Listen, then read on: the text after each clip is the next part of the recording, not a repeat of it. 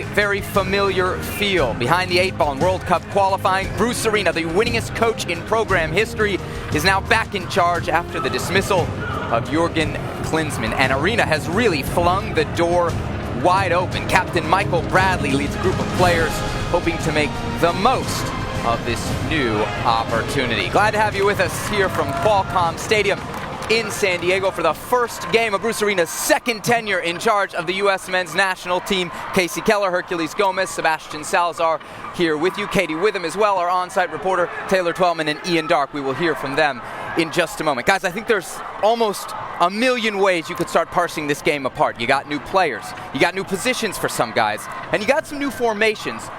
But let's start at 30,000 feet. As Bruce Arena comes into this situation, desperate to get this team to the World Cup in Russia in 2018, Casey, and he looks at his to-do list. What's the number one priority? He has to very quickly identify the players that he feels can get him out of the hole that the U.S. soccer is in right now in qualifying for 2018 Russia. And it's difficult when you're kind of in a split situation as well. You've got a camp together of only homegrown players. You have your Europeans abroad. You've been watching games from a distance and saying, well, this guy hasn't been playing well. This guy hasn't been playing well. Can this guy play this role? Can this guy not play this role? Can this guy play out of position? Can he change his role? And you have to do it so quickly in a couple friendly games without the pressure. It's a difficult Casey, task. You said it best, roles. For me, it's a tactical understanding, an implementation of how your team's going to play and how you can execute that. Oftentimes in the previous regime, we've seen players not quite understanding the roles. There wasn't a tactical definition there for them. They quite often look lost. You need to see an idea today. You need to see that implemented, and going forward, you need to execute. Talk about on-field identity. Important also to note, this team's off-field identity is in a little bit of a crisis as well. Tim Howard has recently had some comments in an interview with USA Today. This from earlier this month at Major League Soccer's Media Days. He talks about what Bruce Arena could potentially bring back to the national team, the ability to, quote, truly believe in the shirt. He goes on to say, Jurgen Klinsmann had a project to unearth talent around the world that had American roots. But having American roots doesn't mean you are passionate about playing for that country, end quote. Casey, you were in camp with the U.S. national team as part of Jurgen Klinsmann's staff at the end of his tenure. Was lack of passion the primary issue? I think it's a very difficult question that Tim brought up. And I think you have to look more individually as opposed to looking on a broad spectrum. I think there's been plenty of players that weren't necessarily born in America that have proven themselves to have a tremendous passion for the shirt. And if there are individuals that you feel, as a leader, as a veteran leader that Tim Howard is, I have no problem calling those players out individually and saying, look, do you really want to play for this country? Does it mean to you what it should be? And I'm going to say, I don't care if it's an American-born player, foreign-born player, if you show that you have a complete passion to play for the United States of America, I have no problem with where you're born. I know Tim Howard very well. We were teammates. Tim Howard's comments may have been taken out of context. His problem was he just didn't call them out. He generalized. You can't generalize anymore. Just call them out. There's a few players, call them out by name. Don't generalize. You can't do that. All right, for more on this, let's head upstairs to the broadcast booth. Ian Dark, Taylor Twellman. Gentlemen, you've called every U.S. men's national team game on this network for the last 5 years. Does this group have a problem when it comes to the inclusion of dual nationals? Well, it's a hot potato, and I'm not sure the timing of Tim Howard's remarks really that great when the team needs wins and unity. What I will say is this about the dual nationals. Go back to the World Cup in Brazil in 2014. Who were the two best players, arguably? The two German-Americans, Fabian Johnson, who was brilliant, and Jermaine Jones, who was even better. I look at it, and the U.S. is not the only country in the world that's talking about dual nationals. Germany, France, Italy, England, over the last 10 to 15 years have had this discussion. From experience, it's very difficult to assess one's passion. Just because I'm louder or more vocal about my patriotism doesn't mean I have more passion than the person that's more reserved or quieter next to me. The optics of the whole thing from Tim Howard is very difficult because remember, Tim Howard is also the goalkeeper that took a sabbatical. So the players in that locker room are looking at it saying, wait a minute, you're judging passion, but you needed a break for the team no matter what the reasons are. Here's the thing about the comments, and you and I have been there over the last 5-6 years. When they talk about commitment, 3 or 4 names are always brought up. That is Bruce Arena's job to figure out if those 3 or 4 players belong in the group. If they don't, move on, qualify for the World Cup. It has absolutely nothing to do where they were born. Seb, I have a feeling we haven't heard the last of this one. Absolutely not, especially with those German Americans potentially coming in for the critical World Cup qualifiers in March. One of the big things about today's game, Casey, is that we finally get a look at what Bruce Arena will do tactically. Today, he's lining up the group against Serbia in a 4-2-3-1. Where should we be focusing our attention in this formation? Well, I mean, with a new manager comes new opportunities. Nick Raimondo looked like his time was up. Nick Raimondo gets a chance to start today with a little bit of a goalkeeping crisis with the injuries of Tim Howard and Brad Guzan not playing. Chad Marshall in the middle for the first time in a long time for the U.S. national team. Yeah, and you got Bradley and Jones. I think Bradley needs to man this midfield. Jermaine's going to do what Jermaine does. But for me, it's Nagbe. Nagbe's going to tend to come inside central because those are his characteristics. It's going to give guards a lot more freedom to stretch the field on the left side.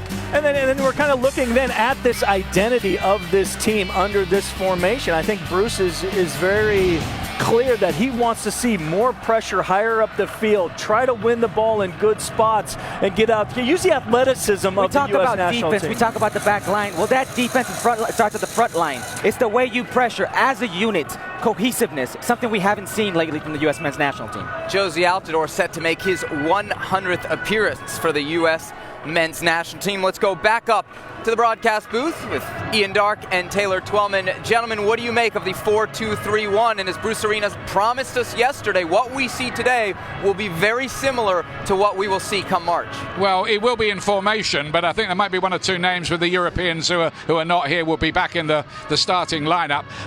My thought is, looking at that lineup, he needs wins fast. There's no time for experimentation, or not much, 1 or 2 in this team. But 6 of the starters today went to the World Cup in 2014, so the heart of the team is still there. And it says to me, even with this game, Bruce Arena definitely wants to start with a win. A couple things stand out to me. Darlington Nagbe's first start for the national team. Obviously in his 11th cap, we've seen him come off the bench. He gets his first start today. But coming into the January campaign, I was looking at the battle between that playmaker role between Benny Feilhaber and Sasha Kleshin, and that's the subject of my Continental Tire Analyst Corner, because Bruce Arena made a real point yesterday talking about how impressed he's been with Sasha Kleshin's leadership, his maturation, his experience, but also his ability to play make. Over the last 2 years, 14 goals, 34 assists. Arguably the best 2 years of his career. But sitting down with Sasha Kleshin 2 weeks ago on ESPN FC, you could see it in his face. He said it. He feels his career is a little incomplete because he hasn't represented the national team in big World Cup qualifiers, and he hasn't represented the national team in a World Cup. At 31 years of age, in his 3rd World Cup qualifying cycle, this is his last opportunity. I look for some urgency in Sasha Kleshin's play starting today here against Serbia. Well, certainly, I think the pressure is on Kleshin. He's been in and around this team for 10 years now. We're being invited to believe that he can become the key playmaker. Let's hope it's true for him and the USA. Back to you, Seb. 20 assists for Sasha Kleshin last year for the New York Red Bulls, the best in Major League Soccer. Coming up, Bruce Arena sits down with Taylor for a wide-ranging interview, including his thoughts on dual nationals. That's next. Stay with us. Bruce, how are you different in 10 years as the last time you were manager of the national team? Probably 10 years younger than I was 10 years ago. How so? Unless I was completely stupid, I have to be a little bit better at this. Qualifying, however, is not. The U.S. dead last in the hexagonal through 2 games after defeats to Mexico in Columbus and away to Costa Rica. But as we look at the upcoming schedule, Hark, as bad as it is, the U.S. has already absorbed 2 of the region's biggest bullets, hasn't it? Yeah, you play Mexico at home and you play Costa Rica away, arguably 2 of the 3 hardest games in the Hex. I mean, it's insanely difficult for the U.S. men's national team not to qualify for the World Cup. Last cycle, as much as Eltree tried, with 11 points, 6 points at home, they qualified to the next round. We're still talking about 24 points up for grabs. in this hex, the U.S. men's national team is going to qualify. It's not like this hasn't happened before. The U.S. has had difficulties in the hex. The problem is now is that game against Honduras, there's so much pressure on it. Pick up 3 points against Honduras, get things started, and the U.S. qualifies. Well, top three go directly through to Russia 2018, fourth place in CONCACAF plays fifth place from the Asian Confederation. As promised, here's Taylor Twellman's interview from yesterday with U.S. national team head coach Bruce Arena. This was your first January camp for the United States national team in 10 years. How is it different? It's not a whole lot different, to be honest with you. I find the players to still be the same kind of players that I saw 10 years ago. They're honored to play for the U.S. team. They work hard. They're eager to get on the field and in real games and put on this jersey. So I'm excited. Bruce, how are you different in 10 years as the last time you were manager of the national team? Probably 10 years younger than I was 10 years ago. How so? Unless I was completely stupid, I have to be a little bit better at this. I've been doing this every day for the last 10 years. Where are you better, though? Where are you better? Dealing with players, understanding how the game has grown tactically, understanding our domestic players better, understanding the challenges. One of the great things you get when you're on the sidelines is you get to observe. I don't get to observe too many games. The national team games I do, so I can sit back and watch and think a little bit about how I would do something perhaps a little differently. You clarified your comments recently about players born outside of America playing for the United States national team, but those fires were stoked again over the last week with Tim Howard coming out talking about players not having passion, Jermaine Jones answering those comments to Tim Howard. Have you addressed these with the team? I have not, because I don't think it's an issue. So this isn't a distraction? The environment I've been around, it hasn't been an issue, and I think my travel to Germany in December indicated to me that the players we have playing there want to play for the U.S. team, and they understand the responsibilities that go with that. How realistic is it that a 35-year-old Jermaine Jones is going to be a key part of this team? He has still got a tank, and he can still go, and he's experienced and in tough games and tough environments. I still think he's a player that can help us. What do you want to get out of these two friendlies against Serbia and Jamaica? One of the concepts is to win. That's important. But we're working on how we move as a team on both sides of the ball.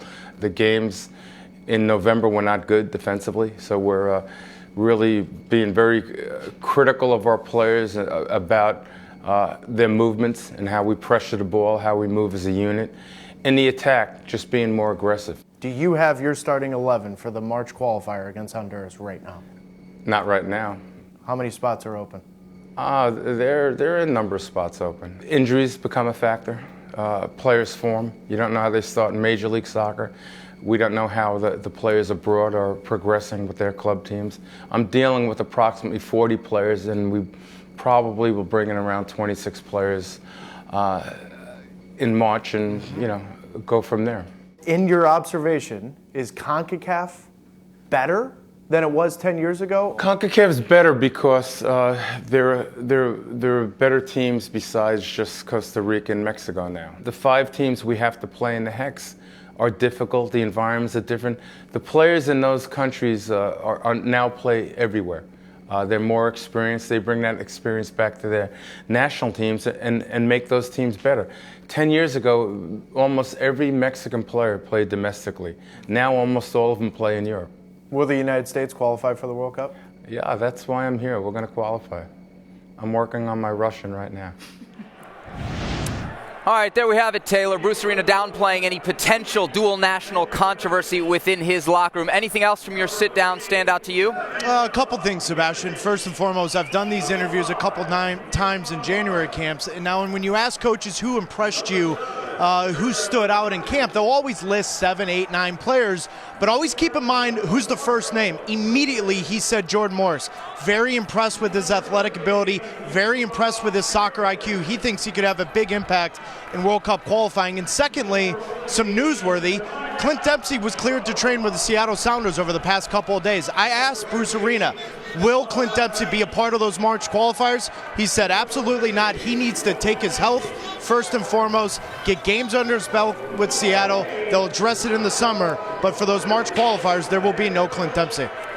All right, good stuff, Taylor. Thank you very much. So a very relaxed Bruce Arena, a wide-ranging interview. Casey, anything stand out to you? Yeah, I think it was kind of interesting, the comment about where is CONCACAF now compared to 10 years ago, and how Mexico's a lot stronger now than they were 10 years ago because of how many players they have playing at the highest level in leagues around Europe. I'm just wondering if that comment was made by Jurgen Klinsmann, how that would be interpreted. Bruce Arena says Tim Howard's comments haven't been an issue. Well, it's January camp. They're all Major League Soccer players. It won't be an issue until qualifiers. He has to put this to rest.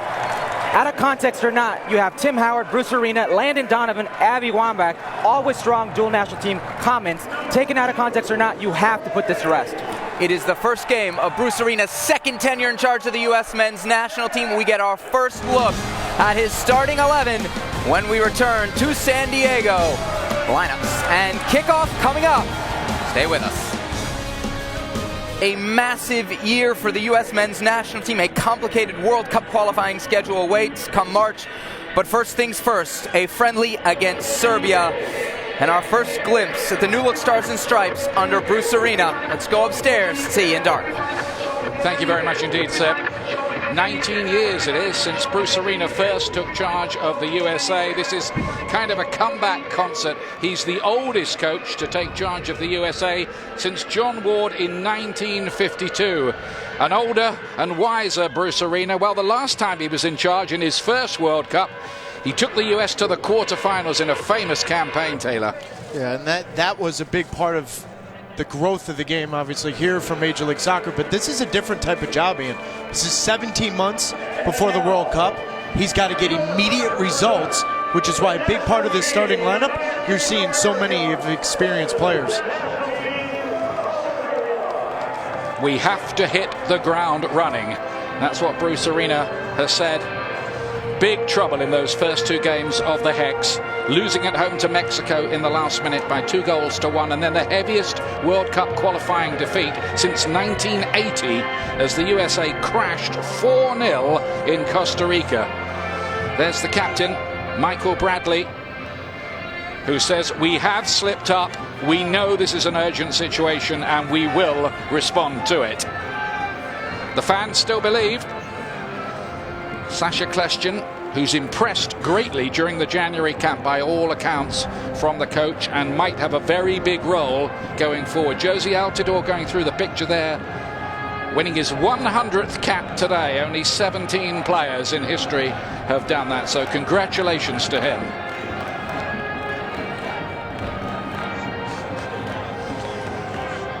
We're going to hear the national anthems of the two countries, of course, first. And it'll be Serbia's we hear first of all. Now an independent nation born of the war-torn breakup of the old Yugoslavia. For the playing of the national anthem of Serbia.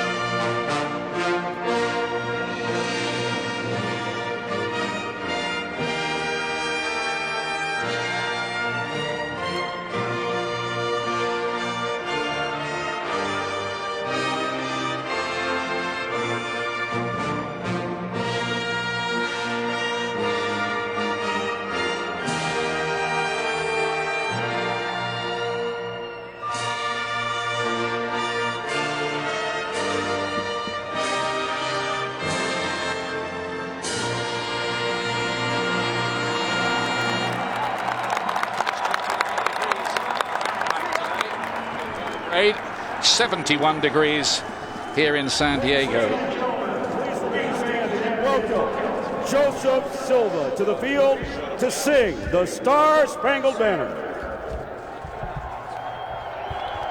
Oh, say can you see by the dawn's early light what so proudly we hailed at the twilight's last streaming, whose broad stripes and bright stars through the perilous fight o'er the ramparts we watched were so gallantly streaming, and the rocket's red glare, the bombs bursting in air, gave proof through the night that our flag was still there. Oh, say does that star-spangled banner yet wave o'er the land of the free and the home of the brave.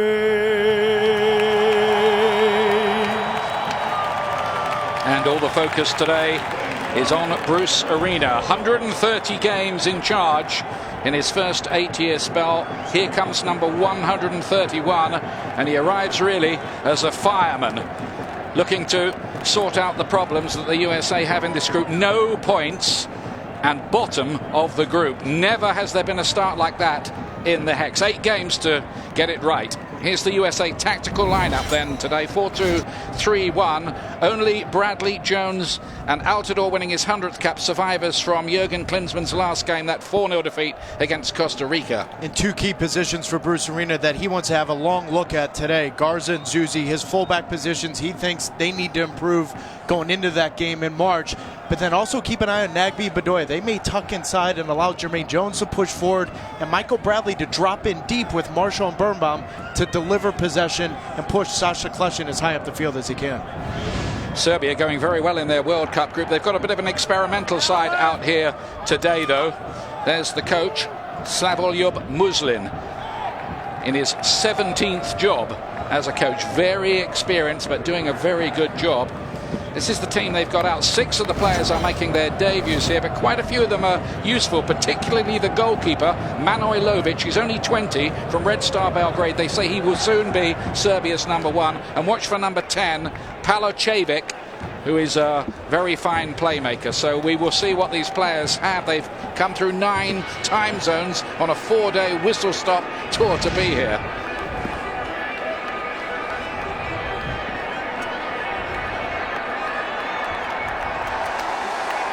Katie Witham, our ringside sideline reporter today, can bring us more on the defense for the US today.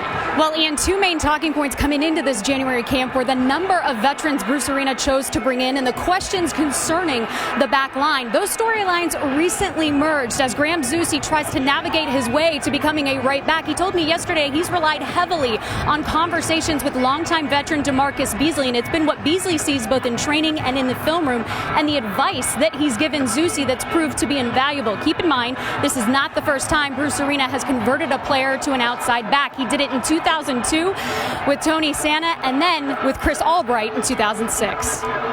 Thank you, Katie. Yeah, that is interesting. Graham Zusi's reinvention.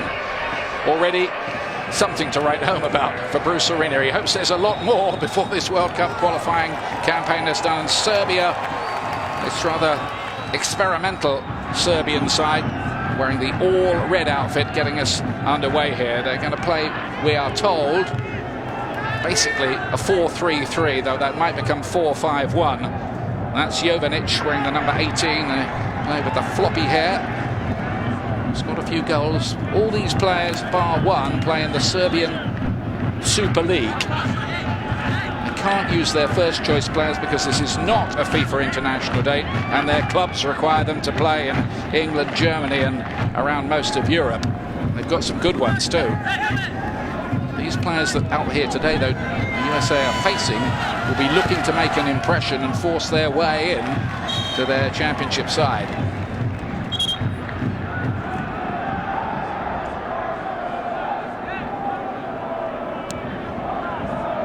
And it's another gorgeous day in paradise in California here in San Diego. You've enjoyed your last 3 days here in San Diego, haven't you? Well, it's a good deal warmer than London, I can tell you that, and it's a heck of a lot warmer than Belgrade, where most of these players have flown from of Serbia. It's 29 degrees, I'm told, there today. Scars are getting it back. And I think something to watch, particularly in the first 10 to 15 minutes here, Ian, is the relationship with Michael Bradley, Jermaine Jones. We saw it a lot in training yesterday. Look at how deep Michael Bradley's going to come in. Remember, under Jurgen Klinsmann, Michael Bradley was told he didn't want to be in this spot, push higher up the field. Bruce Arena's comfortable with Michael Bradley dropping in between the two center backs and dictating the tempo of the game.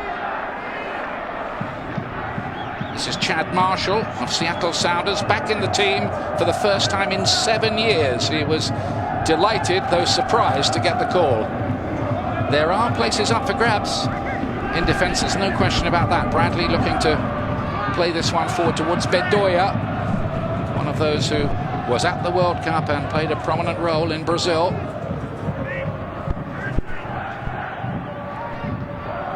Jermaine Jones, who will be suspended for the next game in the Hex against Honduras, so they have a problem with that. This is Nagby now making his very first start. It's his 11th cap, but the first time he's been in the starting lineup, the Portland player. Kleshchuk couldn't control that. The left back there, Miletic, got himself in a bit of a mess. Great reaction immediately when the ball turns over. Alejandro Bedoya covers the mistake from Saša Kljestan in the midfield, limiting Serbia going forward. I think it's going to be an interesting year for Alejandro Bedoya. He came to Philadelphia Union middle of the year. Now he's had an off season. His family's moved to Philadelphia. I think you're going to see a different Alejandro Bedoya than you saw, I think, in September and October in Philly. He scored his first international goal in this stadium against Guatemala. And by the way, it was in this stadium that Bruce Arena had his first ever defeat after 5 games unbeaten. That's offside here. That was against Mexico. There were 50,000 people in the stadium, and it seemed like about 90% of them were supporting Mexico. Of course, we're not far from the border here. Bradley again looking for that ball for Zusi. Encouraged to overlap from the right back position and kicking himself for not bringing that under control. Can they recreate him as a right back this late in his career? Yeah, I think you can. I'm not sure you want to risk that in March against Honduras. So while it's a little bit of a project in this January camp, I'm not sure that must-win game in San Jose against Honduras, you want to play Graham Zusi in a competitive game of that nature. But I think this is part of what Bruce Arena wants to do in this January camp, is see who is his right back and also his left back. How often did he bring up fullbacks yesterday? 3 or 4 times, Ian. It will be an issue. Here's a free kick early on. That was Marash's foul on Altidore, who would love to mark his 100th cap with a goal, of course. We've seen both Jozy Altidore and Saša Kljestan in 2016 in MLS score from this position. Altidore will step up and hit this with pace, but we've also seen Kljestan at times have the ability to dip it up and over the wall. Cause a nightmare for the goalkeeper. Greg Garza looks interested with his left foot as well. 3 of them in on the plot. And it's Kljestan who hits it straight into the wall. Comes back out to Garza. Cut out for the Serbians, who are unbeaten in their World Cup qualifying group over the years. Of course, the old Yugoslavia had any number of really very, very good technical players. They got to 2 finals of the European Championship in the old early days of that tournament. That's Plavšić being brought down, the Red Star Belgrade player, probably the most famous club in Serbia, along with Partizan, of course, is Marash. to Panic. Still see the markings for the old Chargers, can't you, here on the surface?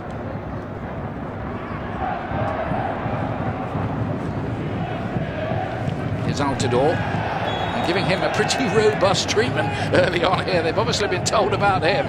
Welcome to your 100th appearance. Josie Altidore, throughout his entire career, when he's confident in scoring goals, his hold-up play becomes that much cleaner, that much more crisper. And we saw that in the playoffs. 5 goals, 4 assists for Toronto. He was in great form at the end of last year, and a big part of that was how strong he was with his hold-up play and back to goal. Kleshchin in charge of all the set pieces. Might still be something. It drops towards Bradley. It will be a goal kick in the end. By the way, the referee today from Jamaica, Kevin Morrison, who's handling a USA game for the first time.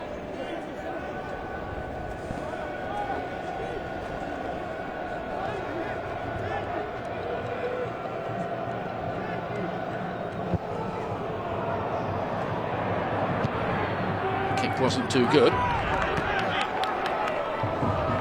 By the way, in Serbia's full-strength team, Ivanovic and Matic of Chelsea, Dusan Tadic of Southampton, Kolarov of Manchester City, Nastasic, formerly of Manchester City, now Schalke, Mitrovic, the Newcastle United player. So they've got a few.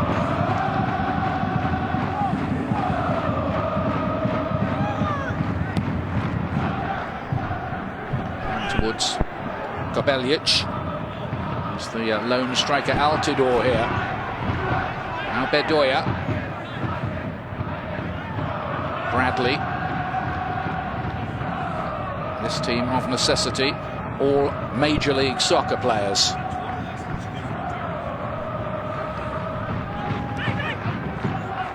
Zusi, we're getting used to the game being more in front of him than it was in his old role as a midfield player, but there he is, performing some of the tricks we used to see when he played midfield all the time. He's played a couple of times at right back for Sporting Kansas City, but only a couple.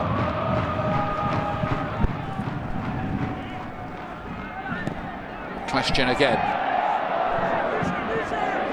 Malash got his head to it. It only went as far as Altidore.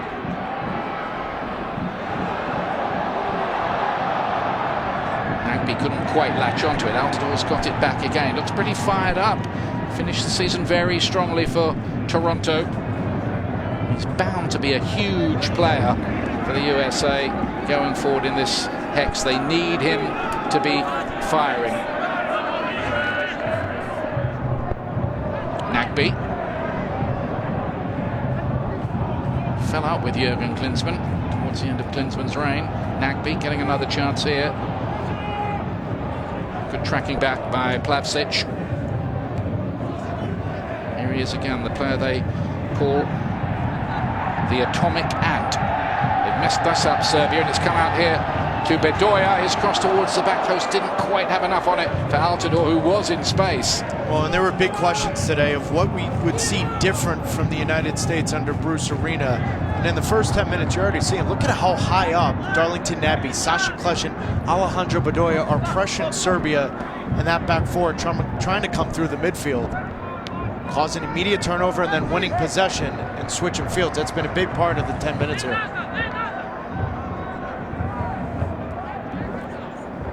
Only 2 US coaches over the last 30 years have won their first game in charge, Bora Milutinovic and Bob Bradley.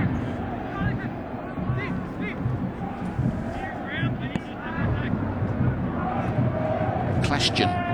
Certainly an upbeat feel about the players. I think we gathered that talking to Sacha Kleshchin beforehand today. But there's been a freshness about the camp, but you've got to produce results, though. Agreed, Ian. And the other part, too, is so many people talk about Sacha Kleshchin like he hasn't gotten opportunities. What's today? His 52nd cap? So Kleshchin's had opportunities. I just think, and he said he's a little bit of a late bloomer, and we've seen that over the last 2 years in New York and his return to Major League Soccer. But there's a real urgency to Kleshchin's play of trying to represent the United States in meaningful World Cup qualifying games and ultimately a World Cup. but he's had his opportunities. Yeah, to underline your point, as long ago as 2009, he got a hat-trick in a January game against Sweden. 2009 it was. Juicy can pick this up. Jones. Question once again.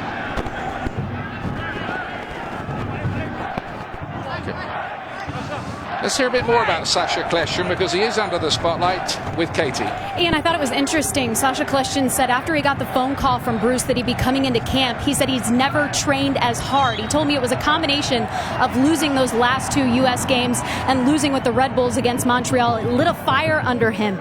He said 4 weeks before coming into January camp, he actually did one-on-one training sessions with New York teammate Sean Davis, really focusing on coming in as fit as possible and as sharp as possible to be the best midfield option.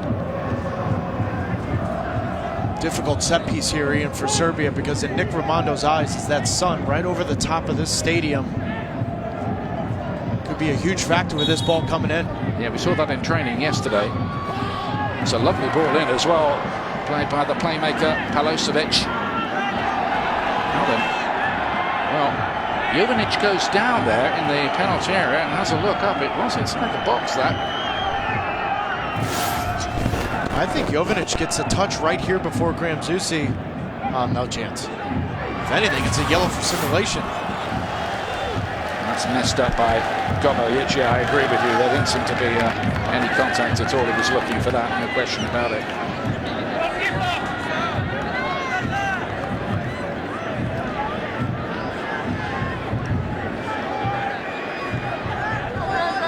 Bound to be a bit of jet lag for the Serbian players. It is a quick trip they are making here. Back in their homeland, it's getting on for 11 o'clock at night. Yeah, but you've managed to survive with the jet lag. Yeah, only just. Talking about? Only just. You only fell asleep for 3 hours today at the stadium, but that was fine. As long as I don't do it between the 60th and 70th minutes, we're all right. Gomojic. This is Chalasan.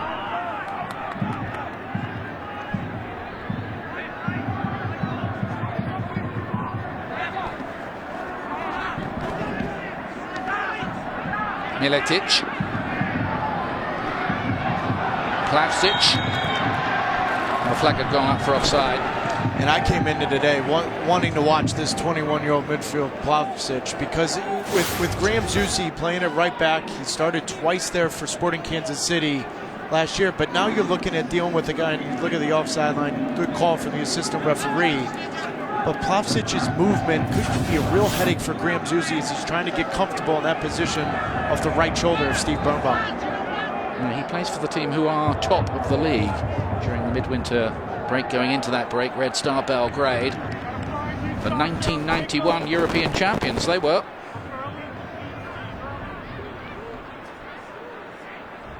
Marshall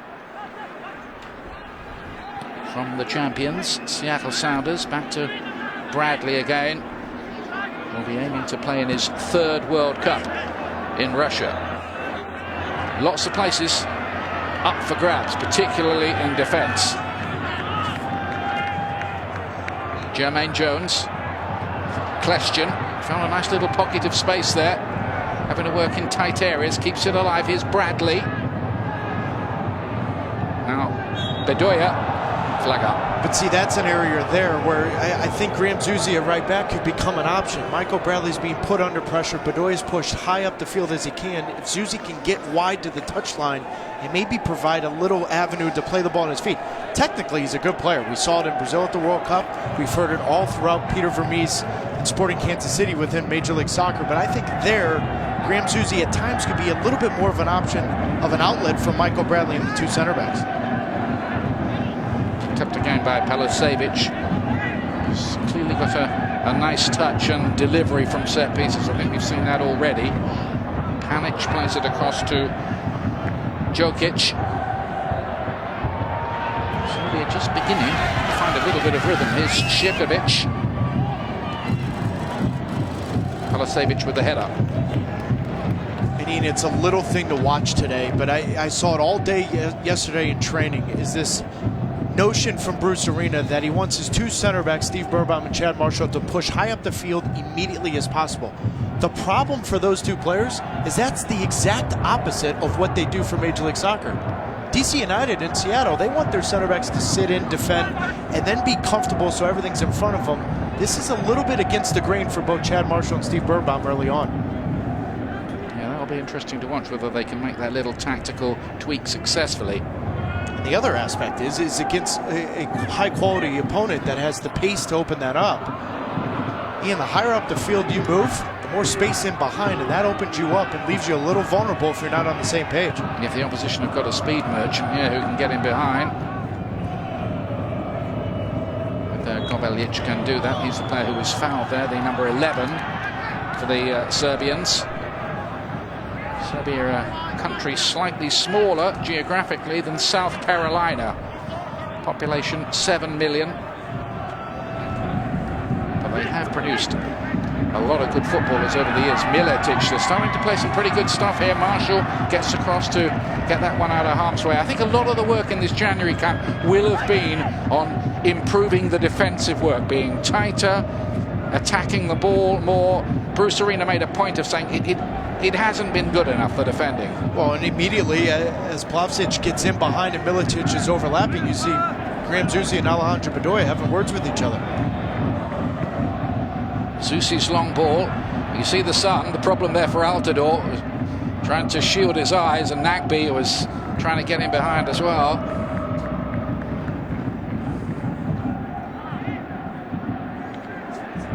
Here's Greg Garza. It's good to see him fit again. It's an absolute nightmare with injuries, excruciating pain with a hip injury. And they had to have surgery to remove bone spurs the size of golf balls. He really did fear his career might be over. He was out for a year. It's good to see him back. Nicely done. Lovely bit of control, wasn't it, by Nagbe, who carries on. Jones. Still might be something for him. And it comes to nothing.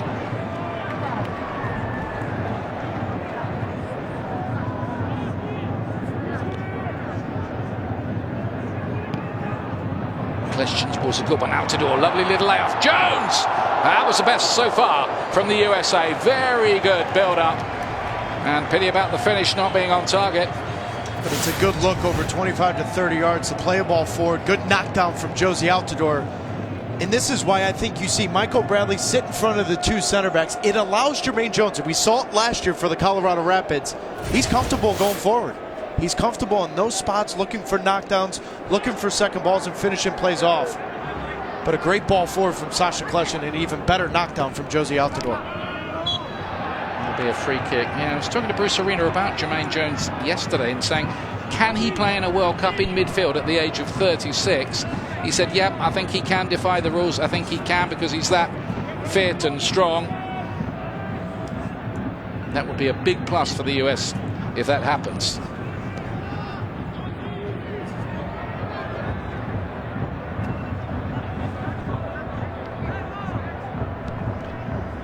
Here's Bradley. Jones. Now Darlington Nagbe. It's a pity about the ball there. Apologies all round from him. An interesting story because he didn't want to turn up to play for the USA for one of the camps under Jurgen Klinsmann. Bruce Arena here. Well, everybody starts with the slate clean. Well, you and I were there. We were there for the friendly against Cuba and New Zealand, and Darlington Nagbe didn't come into camp, and we heard whether or not it was family issues or whether or not it was whatever the reason it was a big cause for concern with a lot of the players in camp. But listen, Bruce Arena likes Darlington Nagbe. Darlington Nagbe's had a good games, I think, against the LA Galaxy when Bruce was head coach. So I think Darlington's looking at this as a fresh start, no doubt about it. It's Plavsic looking to cause some trouble. Has to be brought down. They want to take this quickly here, the Serbians. Širković. Looking cross there, and the US happy to give away the corner kick in the end.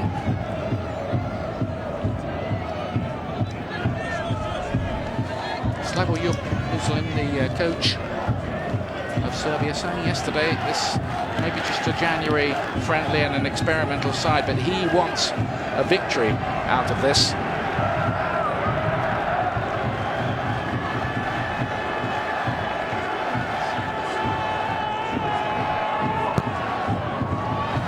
Savic with the ball in, comes up to Plavsic again. Another chance for him to get a shot away. Marshall blocking it on the way through.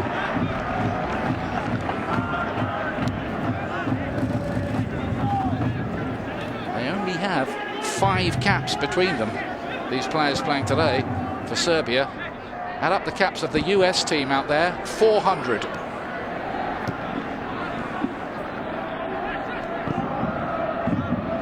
Spreading it wide.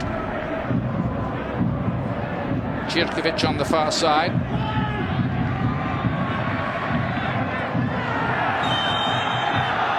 It's going to be given. Gaza protest. It's just outside the box. Djokic, the player down. Oh, Djokic, I think this is inside the 18, Ian. That's a penalty. Yeah, it is. That's a penalty. Yeah, it was definitely inside. Because immediately, watch, as Djokic gets the touch here, that's inside the 18. Contact's made there. That's a penalty. Yeah, he might fall outside. The only question there, I think, was whether the player was actually looking to make the contact himself by just running into Gaza's leg.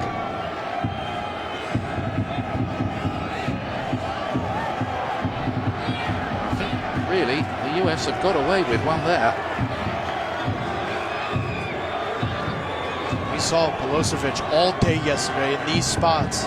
Extremely effective with that left foot. And there is that left foot. Bouncing around dangerously in there. The US scrambling it away gratefully. But you'd have to say at the moment, this Serbian side have taken control.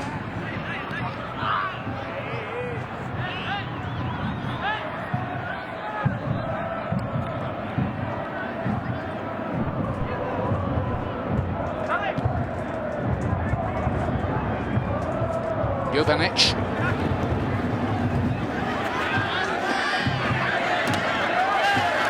Go behind for a corner kick. Good work on that side again by Djokic. He's the only player in the team who doesn't play in Serbia. He plays for Atillao, one of the clubs in Kazakhstan.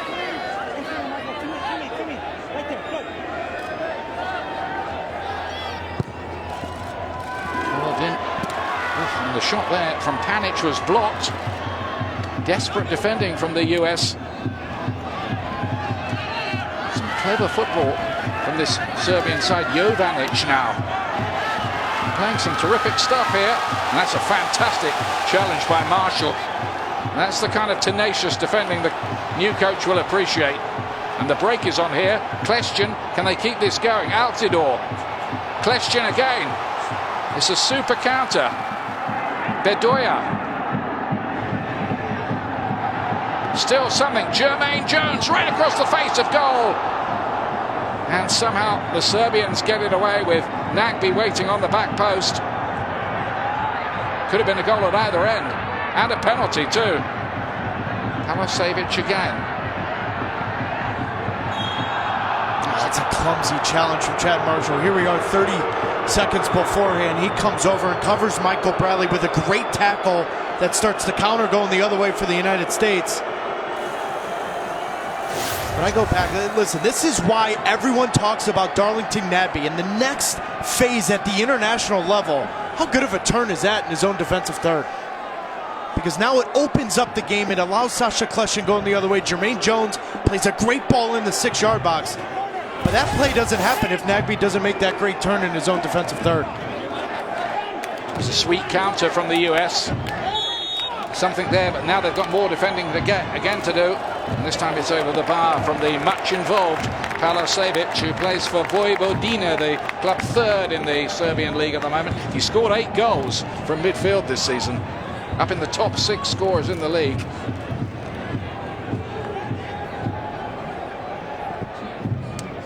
Last time Bruce Arena started his reign with a 0-0 draw against Australia in his first 7 games.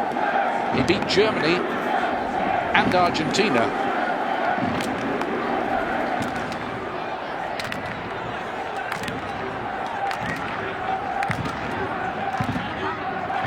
Birnbaum. When he has been used by the US so far, has done pretty well. Altidore wide. Now then, Nagbe again. It's good defending that. Well played. It's great defending from Sirkovic. Yeah. But if you're looking at the lively attack from the United States in the first half, it's safe to say a lot of it's coming off of Nagbe on the left. Working well again there with Kleshchin. Good link-up play here. And Jones, the shot is blocked. Showing some good creativity. And I think it's like we thought, isn't it, Taylor? This Serbian team, although it's an experimental win, they've got a few good players there and a few technicians too. Yeah, but you're also looking at a group of players that have never represented their national team. So this is a dream for them. They're looking at it. Yeah, whether it's their third, fourth team, some of their second team, it doesn't even matter. They're here representing their country, and in a country that's been very successful so far in World Cup qualifying. They've had a good showing so far. I think it's a difficult testing, and I really do, because that 3-4-3, however you want to line it up, they're difficult to break down. Jones goes down injured, but he did find Bedoya before that. Nice turn from Bedoya, looking to pick exactly the right ball for Josie Altidore. Free kick's going to be given. I tell you what, this is getting a little bit tasty, this. Excellent to see, really, because sometimes with a January friendly you think the teams might just idle through it a bit. Not been like that.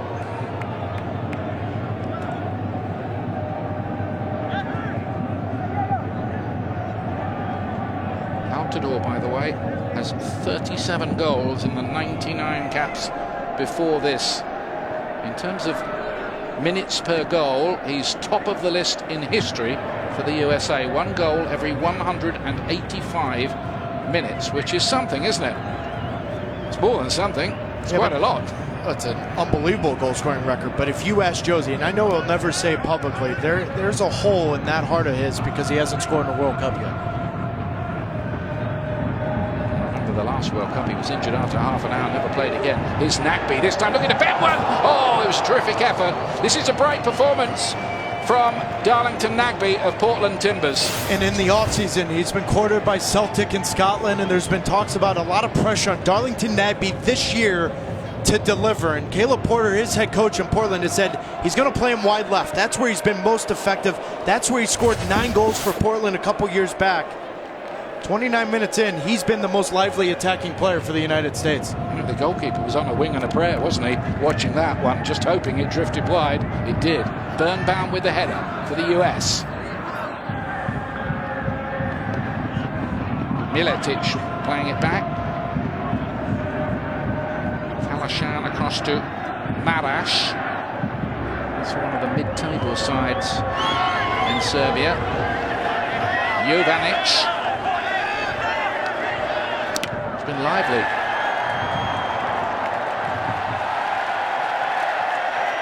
It's a bit surprising we haven't had a goal really in this first half an hour, because there's been a fair bit of enterprising play and they're enjoying it, bathed in the sunshine. Can't believe it's January. Third corner, which they're going to have to take again.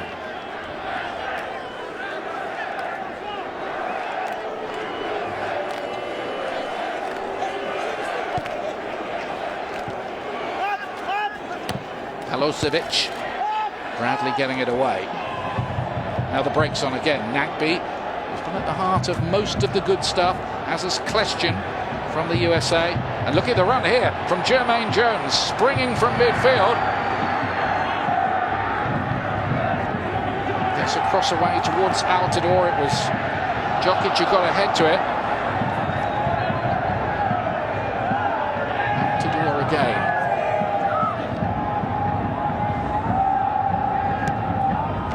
Down the line.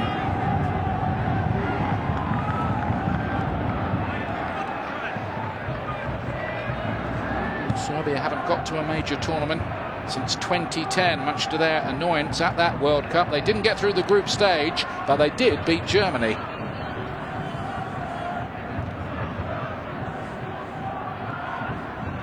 Here's Chad Marshall.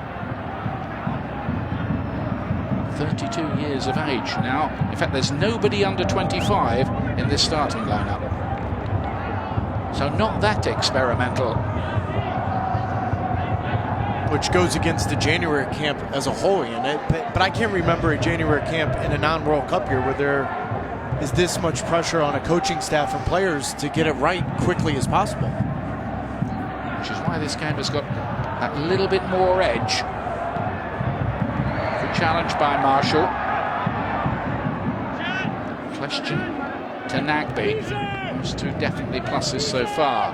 Gaza joining in is Jermaine Jones again, a beast the coach calls him. Jermaine Jones, he was terrific at the last World Cup. Scored a scorching goal against Portugal. I guess my question though, Ian, is at age 35, if he gets an injury like he had last year, then what's the backup plan? And I think we may get a look at that in the second half. We may see Sebastian Lletget in that role, you know, a Dax McCarty, but it's not an indictment on Jermaine Jones, but Father Time's undefeated. He's 35. He's 35. What can you expect from him 17 months from now if you're in the World Cup in Russia? I just think that's a tall task. It is a tall task, but Bruce Arena believes he can do it. But a lot can happen, as you all know, in 17 months. Oh, yeah.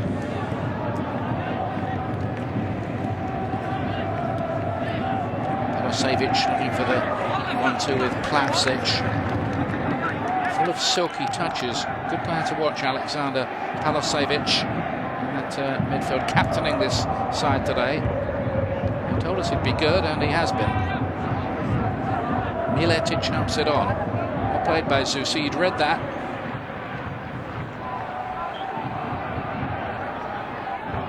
Two months away for the resumption of the Hex. At home to Honduras. We now know that game will be in San Jose, announced today. After that, a few days later, Panama away. Tricky one. And a vital one, where they all are now. Altidore, Klestion goes down on the edge of the box. No suggestion of a foul. Gobeljic did very well there. Under pressure too. As did Palosevic. Plavsic offside. Flag was up, referee saw it a bit late. Tonight on ESPN, the 67th Annual Pro Bowl, live from Orlando, Florida, as they return to the traditional AFC-NFC format after 3 years. That's tonight, 7:50 Eastern on ESPN, also streaming live on Watch ESPN. USA 0, Serbia 0. Bruce Arena back in business. Klestion. What I do like about the USA performance so far is they look like a team with attacking ideas who've worked on slick movement. Yeah, and any January camp, and I think the final straw for everything to come. You get fit, you work on your passing, you work on your formation, you work on your movements, but the last thing to come is the final play, final pass, the final shot. You're coming off an offseason, and I think we've seen that a little bit today with the United States going forward. Runners from midfield, so vital to just upset well-organised opposition defences, and he knows he'll be facing plenty of those. Good record before, and of course in MLS as well. Titles with DC United and LA Galaxy in his long and largely distinguished career. That was your first sit-down with Bruce Arena yesterday. Anything stand out to you? Well, I thought he had a great sense of humour, a lot of wisdom, and gave off the air of a guy who'd seen it all before, but still had a big appetite for doing this job. You think we'll see that kind of attitude and that comfortable feeling in San Jose before Honduras? I'm not sure we will. Yeah, well, you know, things change, don't they? Same old thing with a coach. Results determine everything. It stood out to me, though, him talking about his trip to Germany, meeting with the German Americans, and him saying he was very impressed with all of them and their conversations that he had. But I think it's going to be very interesting when that group blends together in the 3-4 days before that game against Honduras, what the makeup of that group looks like. I mean, in fairness to the German Americans, Ian, this passion commitment talk could also be maybe they had an issue with Jurgen Klinsmann. they're being lumped in with Jurgen Klinsmann. Maybe they were indifferent with that coach. Maybe Fabian Johnson, Timmy Chandler, John Brooks, maybe their thoughts were, you know what? Maybe they need a breath of fresh air with a new coach coming in as well. I think the selection will be interesting, put it that way. Here is Zusi.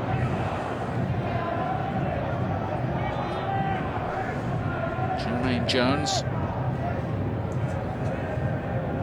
who did win caps for Germany before becoming an American international, now just transferred and signed for LA Galaxy in his what is now his home city. This time Palacevic got himself in a little bit of a knot. Plavsic tackled, just studs up by Zusi. That's what the referee didn't like there. That's better, though, from Graham Zusi. And immediately you see the applause from Bruce Arena, Dave Sarakin, and that staff on the sideline, because that's the problem when you're converting to a right back, is when do you go forward, step into the wide midfielder, or where do you hold your ground and sit next to that center back in Steve Birbaum? Graham Zusi recognized it immediately. Yes, he was called for a foul, but that was the right recognition of the right movement on the defensive side. And it's interesting what Katie was telling us, that Zusi has spoken quite a lot with DeMarcus Beasley, who of course did make a successful transition to fullback quite late in his career. He's in this squad as well, recalled. Great professional, DeMarcus Beasley. I don't know whether he'll come on a bit later on. Let's see. Here comes the free kick in by Jokic, too long for everybody.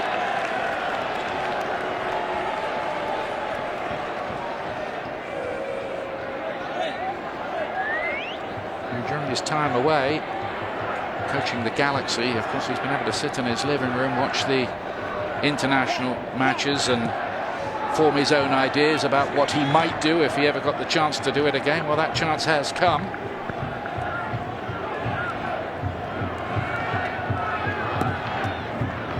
Birnbaum's long ball forward.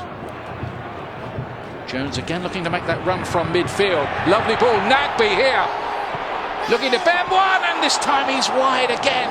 But once again, it was some slick attacking work from the US, with Jermaine Jones much to the fore.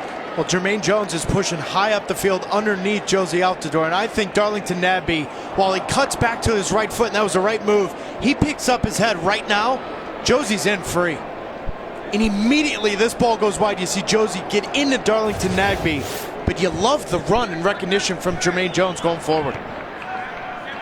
This is important as well, because the US have to win their home matches, the remaining ones in the Hex now. They'll be facing teams who will come to defend in depth. They'll need that invention to break them down and get the points they need.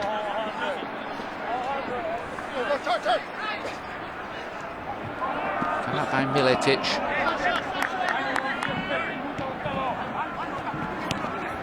Not this time. Give credit to this Serbian team. They're making the US work for it, and they're making this a meaningful game.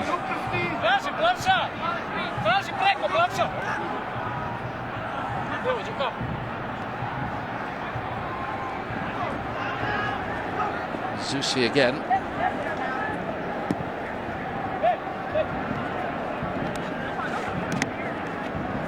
If you want to know how tight it can get, what about Mexico last time? A minute away from elimination until Zusi scored for the States away to Panama, which saved Mexicans' life. They'd have never made it without him. You won't be having to buy a drink anytime soon in Mexico City. Well, but our Hercules Gomez brought up an interesting point in the pregame, and that was a lot about Mexico qualified with how many points he had? 11. Right, so as much as everyone talks about, 15, 16 points as a magic number, well, that's the automatic qualification. I just look at it. I know you and I disagree a little bit. I don't think this is dire straits yet. I don't think it's dire straits, but I think it's dangerous to get complacent and say, well, the US always qualify. It's not a walk in the park. They're going to have to go out and earn those points. Whether you're asking, will they? Yeah, I think they will. Plavsic, nice work from him, skating away, finding a bit of room. Not that time for Palacevic, and the brakes on again here for the US. So important in the modern game to be an effective counter-attacking side.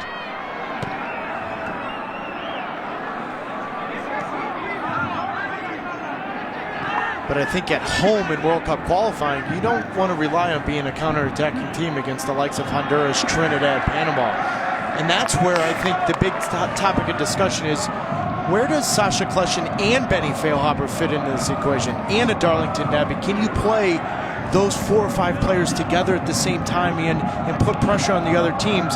You can if your backline's a cohesive unit and very confident. And I think that's one of the questions Bruce has to ask himself over the next 6-7 weeks against Honduras in San Jose. What kind of team and what kind of message are you going to send with that starting 11 against Honduras? That's a big statement. Bit of work here for Sirkovic to do. By the way, the US at home to Honduras. Last 13 times, they've won 11 of the ball. Nearly Bedoya getting in there, and at the second attempt, Manojlovic wins it. Serbia, by the way, 2 years ago, you might remember, they beat the USA on penalties and went on to win the Under-20 World Cup. Just another little indication of how many good players they do have around in that part of the world. And here's one of them, Plavsic, who's just offside. Well, it looked like Alejandro Bedoya might be in a moment or two ago.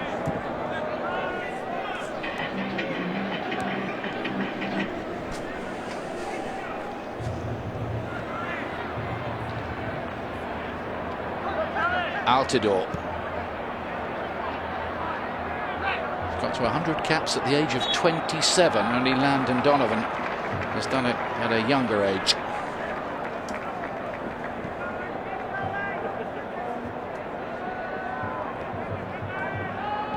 Bradley.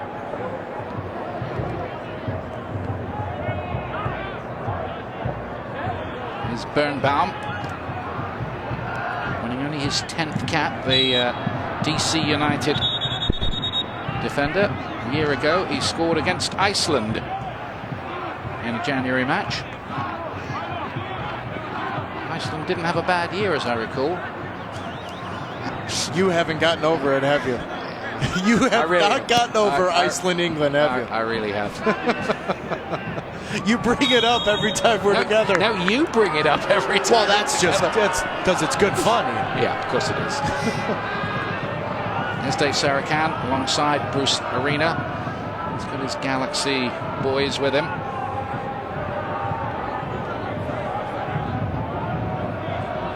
There's a lot of experience and a lot of wisdom in that team. I think with the situation the way it wasn't the time, was it, to bring in a new coach who had to learn about how it all worked at US Soccer, the setup and the whole qualification rigmarole. He has seen it all before. Birnbaum won the header. Bradley's layoff not accurate to Plavsic, only 5 feet 5 inches of him. But he's a good little operator.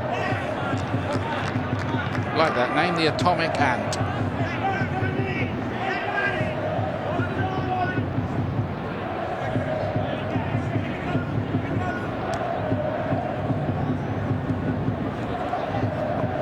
Jokic dug out a cross against the odds there. Once again, Marshall was prepared to go in where it hurts.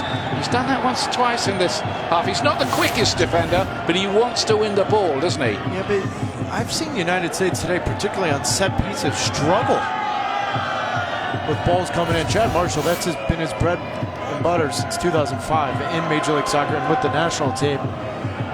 The few appearances he's had, but set pieces have been a problem in the first half here.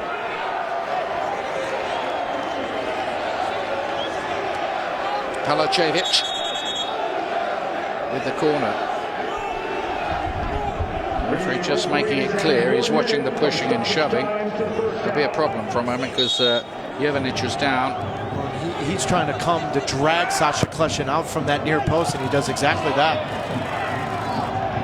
That was all part of the subterfuge by the Serbians, that even down to the feigned injury by USMNT looked like he was down wanting treatment and suddenly got up again. As it is, it's Birnbaum who's on the floor.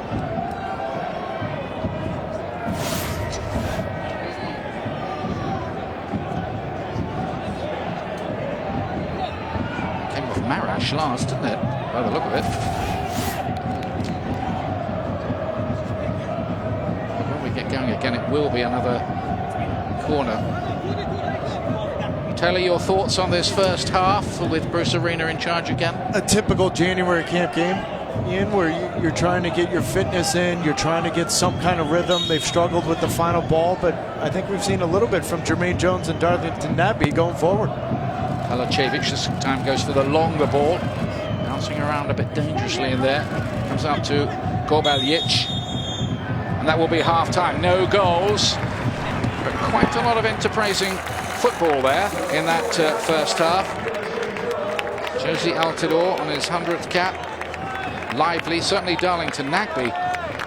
Very bright. Sasha Kleshchen as well. He's had one or two rave reviews from his work in camp, and I think that was in evidence. And Jermaine Jones having a pretty good game as well. In just a moment, we hope to grab a quick word with Bruce Arena. He's down there with Katie. Bruce, your assessment on the first half and any changes we can expect? Well, it's a little sloppy. I think we can be a little bit cleaner in the attacking third of the field. We created a few good chances. You know, they've got to understand the referee a little bit better. We're fouling too much in our defensive third of the field, giving them some dangerous restarts. We're going to make one substitution at halftime. Jermaine Jones will be coming out, and Sebastian Leget's coming in. As you know, Jermaine's not eligible for the game against Honduras, so we wanted to make that substitution and get somebody ready for that position. Thanks, Bruce. Thank you. Sebastian? Katie, Casey Keller, Hercules Gomez, Sebastian Salazar here at the desk field side. Guys, I have to be honest, this is a Serbia team with 3 guys only over the age of 25, 5 caps total on this roster. I thought the U.S. would be more dominant. Certainly early in that first half they weren't. Well, I think there was times when you saw it was not quite as direct as you would like to see. It was a lot of let's keep possession and keep it tidy and do this. But there's at times when you just got to run at players. And I think at different times when Nagbe in particular was getting combinations on that left-hand side and putting the Serbian team under pressure, it looked better. Yes, the final pass was off and a couple of things, but at times you just got to take players on. Look, it's been decent possession from the U.S. men's national team. It has been sloppy on both ends, but for me, it's that final pass. In the final third, there has to be more end product, especially against the Serbian team. Plenty more to discuss on the first half coming up. We'll show you highlights from the opening 45 minutes. One half into Bruce Arena's second tenure as U.S. men's national team head coach. We're still waiting on the goal. We're back in just a few moments from Qualcomm Stadium in San Diego.